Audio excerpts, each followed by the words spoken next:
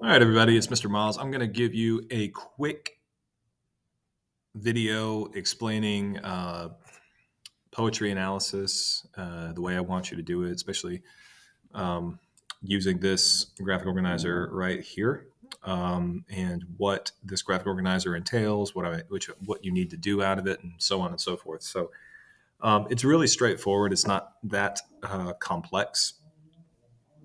It's just one of these things that, like Soapstone, like the other graphic organizers we use, the more that we use it and the more that you get accustomed to the pattern, it actually becomes fairly straightforward to do. And it's just kind of learning that process that kind of presents the hurdle for a lot of students.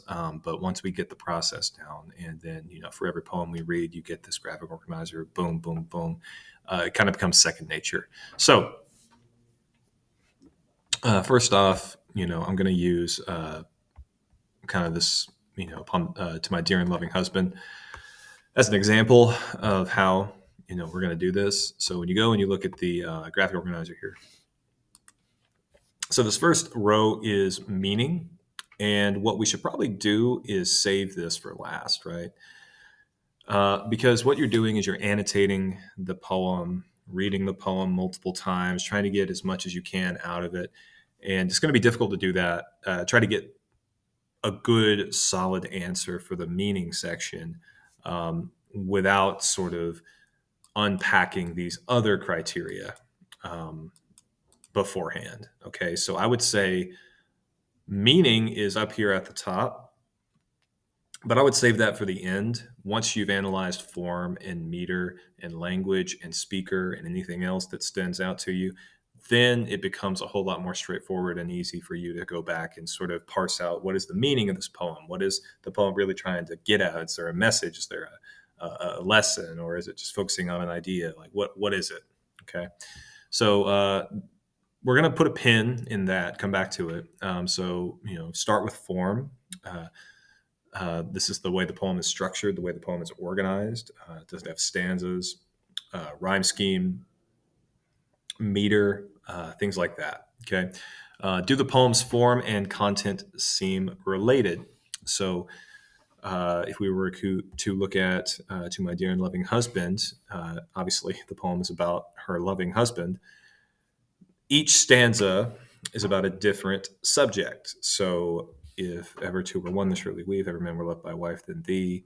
If her wife was happy in a man, compare with me, ye women, if you can. That first stanza is her putting their relationship above all others and saying that our relationship has something special, something unique, something important that sort of makes it higher than everybody else. I prize thy love more than whole mines of gold or all the riches the earth doth hold. Basically this stanza is more about, nothing compares to her husband. And then the last stanza is more focused to heaven, right? More focused on the afterlife, more focused on when we die, we're still going to be together, and it's going to be, even better because, we get to be together forever, right? So each stanza represents a different idea. So in this case, yes, the poem's form and content would be related to each other. Has the poet done anything unusual with punctuation or capitalization? Does the poet use weird capitalization? Does the poet use weird punctuation marks? Sometimes if you capitalize a word in poetry, it's for a reason. So why did they choose to capitalize this word? And so on and so forth. And how does that communicate the message? The thing is with these questions, right? When you answer these questions, I get a lot of students, when they get questions like, do the poem's form and content seem related? They just say yes, period. And that's all they put. Um, Elaborate. Yes, comma, because the poem has three stanzas, and each stanza has a different subject, or it talks about a different aspect of their relationship, right? Like that is what I'm looking for, right? Not just a yes or a no. All right. The only time that's okay is if you're looking at the other and is there anything else you got from this poem? If you genuinely didn't get anything else from this poem, you can put no, that's fine. But that row down here, is there anything else you got from this poem? That's kind of an opportunity for you to really sort of go back and think, okay, well, this might be an interpretation that's like totally unique to me, but I kind of thought of da da da da when I was reading this poem, right? That's fine. It's not like it's going to be right or wrong necessarily.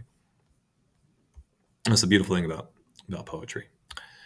Meter is obviously talking about meter, the units of stressed and unstressed syllables. Does it have regular meter? Because if it has regular meter, then it usually has a rhythm to it. If it does not have that pattern of stressed and unstressed syllables, then you can just sort of move right along. If we do get to the poems that use blank verse, or excuse me, use free verse, then you can talk about that. Why might this poem be written in free verse as opposed to actually having a rhyme scheme or a meter or something like that? And then why might the poet have chosen this pattern instead of another pattern?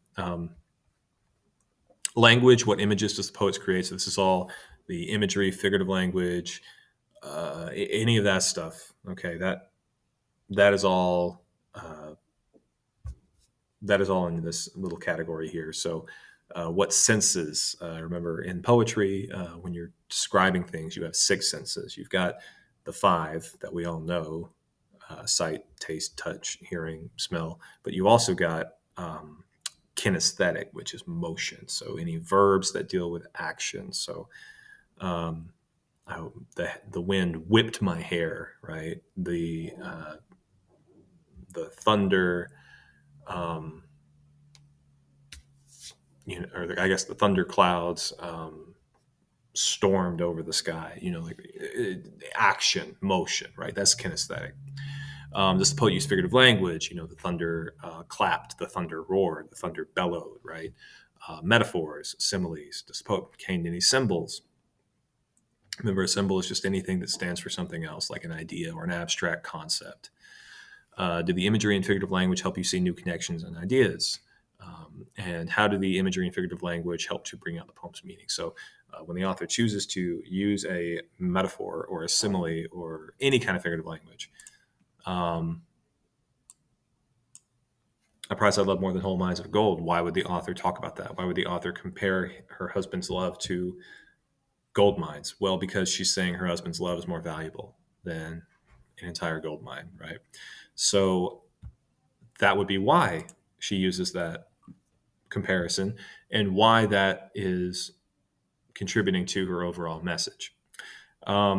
Speaker, again, this is something we mentioned in class. If there is a speaker, you kind of need to think, all right, is the person who is speaking in the poem, are they speaking as the author or are they speaking as someone else? So if we have like a narrative poem, so when you have the Raven, Robin the Ancient Mariner, any like poem that tells a story, generally the narrator is the speaker, and sometimes it's not the author. Sometimes it is, but sometimes it's not, right? So try to figure out who is the speaker, and if sometimes it is 100% the author who is speaking as the author in the poem, and that's important to figure out too, because it helps us understand, okay, why is the author speaking for themselves, or what are they trying to say?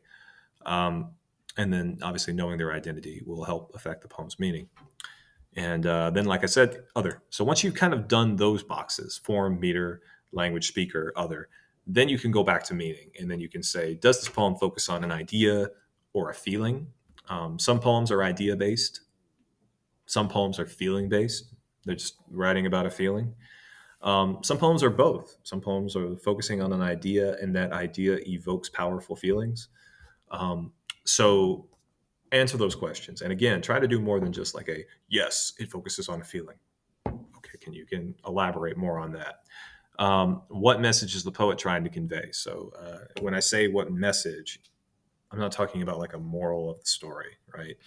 But every poet is writing a poem to some purpose, right? And you have to try to see what is the message or the idea, right? It may not be a full-on message like pray to God every day, like maybe some Puritans would be writing about. It maybe not be a message like that, but it may be an idea, like the holiness of God, or the goodness of God, or the attitude of gratitude that we should all have, right? Like, so the message of a poem, right, could just be an idea, it could be a theme, but that's something that you need to try to figure out whenever you analyze any poem. Okay.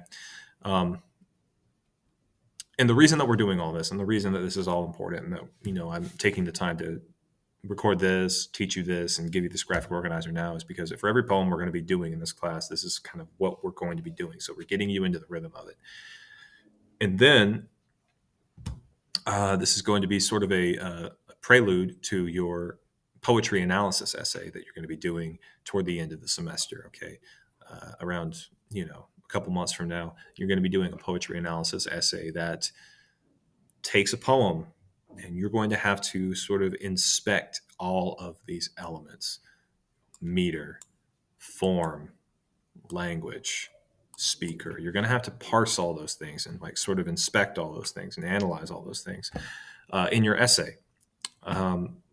So we're getting you into the rhythm and the habit of doing this for every poem now, so that moving forward it becomes second nature and it becomes easier for you. And once we get to that stage, you'll be able to take the poetry packet that you get, find the poem that you want to write your essay about, and then, okay, I can do this. It's not that hard. It's not that hard. I can do this.